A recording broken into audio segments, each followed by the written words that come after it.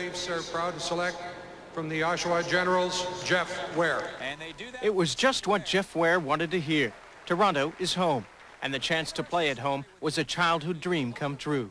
Well, it was incredible. I really didn't know what was going to happen at the draft. I heard so many different things. You hear so many different rumors.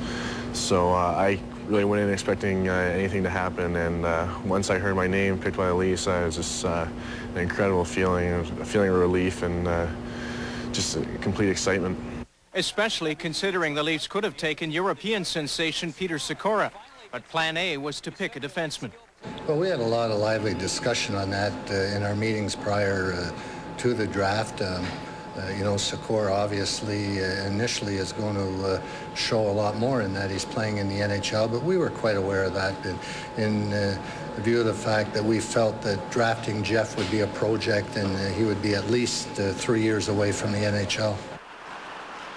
And because he was drafted #1 by Toronto, Ware is now #1 in Oshawa as well. In just his second season with the Generals, he can feel the fans watching his every move.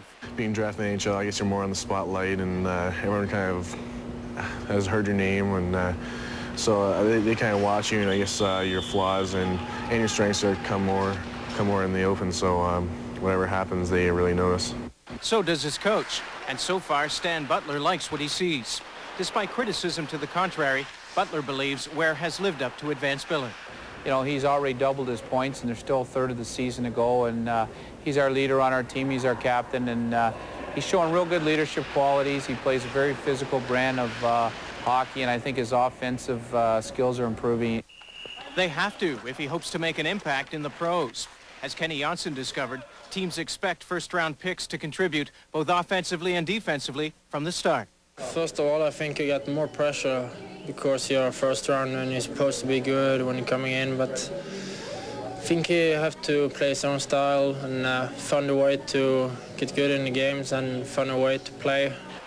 And with that in mind, Ware is working hard to round out his game. He plays a regular shift, kills penalties, and works the point in the power play. Last year, I think I kind of filled a more defensive role as a player. I tried just to stick to my own end and just kind of use the body as much as possible, and that was pretty much my job. This year, I think I've got a lot more time on the power play and stuff, and I'm working on my puck handling skills and point shots and stuff like that. So I think that part of my game has definitely improved. Of course, Jeff still has to sign with the Leafs, but I can tell you they are talking and have been for about a week now. The only problem is they've yet to talk money.